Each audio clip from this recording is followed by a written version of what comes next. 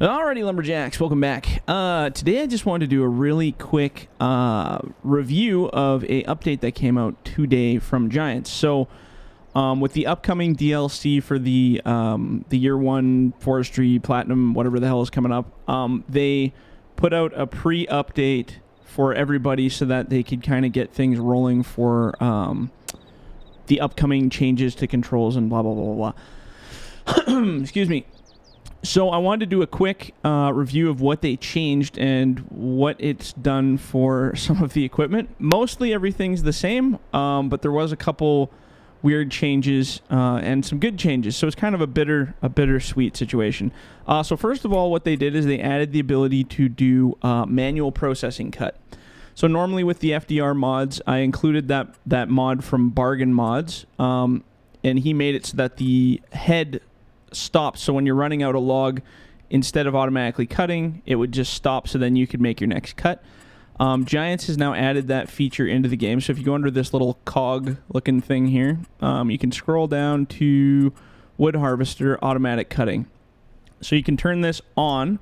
If you turn this on, every time you push cut, it'll run the tree out to the length you want and automatically cut it, like just automatic process. If you turn this off, it will run it out to the length, but it'll sit there and it'll wait for you to make that cut. So that's basically what that mod did from Bargain Mods that we had included with the FDR mods originally. So it's cool that they've added that into the game because that's a feature I think that they've always needed. So that's good. Now, one thing that has changed with it that I'm not super happy with. So on the processor previously, before this update today, initially you'd go grab a tree and then I would use my manual rollers to pull it wherever I want.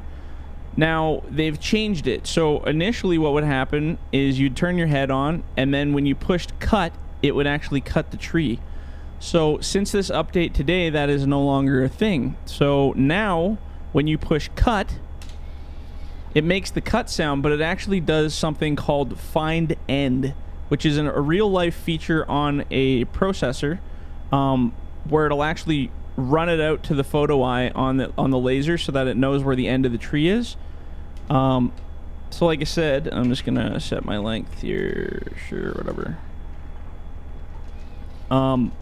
Instead of cutting, it does find end, which one thing is good, but at the same time is bad. It's very bittersweet. So first of all, they need to fix it so that if you're going to do that, it doesn't make the cut sound. So, for instance, if I cut the tree back here, if I push cut, like, listen, it makes the cut sound, but it didn't actually cut. And I'm not touching the controls. It automatically runs it back to the end.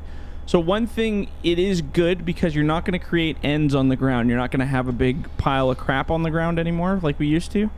You know how we cut every end and leave little bits all over the place? Well, that's not going to be a thing anymore, which is... I'm totally fine with that. What I don't like is I don't like being able to cut my end if I want to cut my end. So I wish they would have made like a find end button and a cut button as in two separate choices, because I don't really like the idea that I don't have the option to cut. So for instance, if this tree's got a big nasty bit on the end or it's grinded up or cut wrong, I no longer have the manual ability to say, oh, you know what, I don't want that part of the log, so I'm going to cut it. Because now when I go to cut, it just automatically runs it out to the end. And then I got an ugly end, and I don't have a nice flush cut that I want, which is kind of stupid. I'm really not happy about that. So what they should have done, and God forbid if they're listening, which I don't think they are, why wouldn't you guys put like the option to have both a find end and a cut button? Because that kind of screws it right up. I mean, like I said, the bonus is you're not going to leave bits on the ground anymore because you don't have the option to even cut them. But the downfall is you've lost that manual ability to cut the ends to make them flush if the ends are buggered up.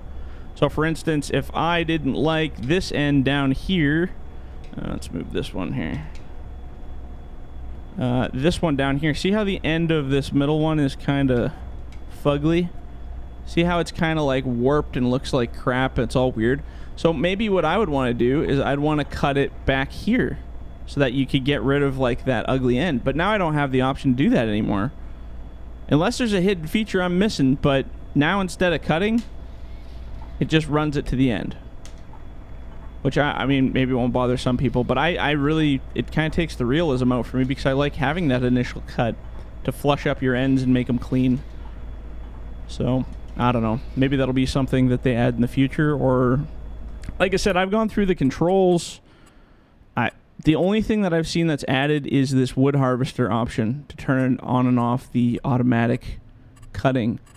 But I don't see anything for auto, like for changing your cut node to, no, nothing like that. It's all within that script. And even control wise, you know, they haven't added anything different for the cut stuff. Yeah. Kind of strange. Kind of strange. But like I said, maybe I'm missing something. I don't think I am. I think that's just the way it is now. So we no longer have the ability to make a cut. It just does that instead.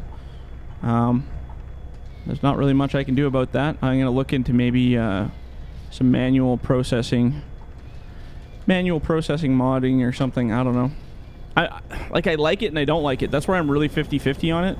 I do like the idea, like I said, we're not leaving these anymore. Like this was from before, but we're not leaving bits on the ground anymore, so that'll help with performance, I think. But for the most part, man, I don't know. It's not a big bonus because, like you said, you can't really clean up your logs, and it's not really realistic. You kind of lose that realistic feeling. So there's hardly ever you find end unless your butts are really perfect. And I mean, not saying these are terrible, but once in a while you get some really nasty ones and you want to run it back and cut it up. But I guess that's just a chunk of realism we're going to lose today. So anyway, past that negative part of things, there was one really good change that they fixed. So they have now fixed it so that the locking straps, which I have now added back to this trailer, can hold down the heavier equipment. So I'm just going to pull ahead here and hook this guy up. So previously, before, remember how I said we couldn't add heavy equipment onto the trailers because basically it would cause the machine to slip through the trailer. And I mean, I know some of you tried and knew what that was like. So I ended up removing all the locking straps because they were causing the machines to get sucked down into the trailer and then launch off into the universe. So now they actually stay locked. And I'm going to show you guys, I think, what they did to fix that issue. I'm just going to park this guy on here. So right now, like I said, I could freely drive this piece of equipment backwards and forwards on this trailer, right? So now when I hit the locking straps, you can still drive it ahead and forward a little bit, but you'll see it stops. So see how it goes ahead a little bit, and then it kind of gives up, and it goes back a little bit, and then it kind of gives up.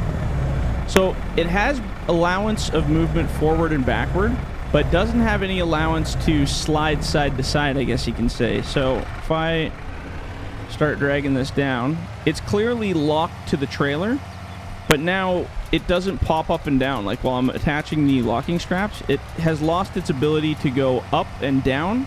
So I think what they've done, I'm sorry, I'm just going to turn this thing off here so I'm not yelling, but I think what they've done is they've made it so that these locking straps no longer allow a Y movement, so up and down, and perhaps they've lowered it so it doesn't have as much like X movement across here as well. But it still has a little bit of the Z, which is back and forward, and I think they have to probably so that it doesn't strain the physics of the trailer. But yeah, anyway, so that's one cool feature, because now, like I said, you can lock these down and drive around with them on, and they're not going to slide off the trailer. I think from my testing, I wasn't able to make it slide off the trailer, but maybe you guys will find some kind of awesome technique to launching them. But yeah, anyway, so now the locking straps, like I said, are back on the trailer again. So now you guys can use locking straps to your heart's content. I know that was a feature that I took away because it was causing too many people to launch their equipment into outer space. So now you do not have to worry about that. So yeah, that's kind of one of the good things, I guess you could say, that was added to this expansion or change. Other than that, everything else I think has stayed pretty well the same. I did some loading testing, some bunching, some processing, And other than that one little weird thing with the processor now, which I don't know how I feel about that. I just wanted to get out ahead of this so you guys knew that was a change that was coming, or well, as of today has now happened. This wasn't my doing. This is just Giants update as they're trying something else. So maybe before the new pack launches they'll change something, but I'm gonna not put my money on that one. So anyway, I just wanted you guys to know about the new changes, and we will catch you guys in the next one. See ya.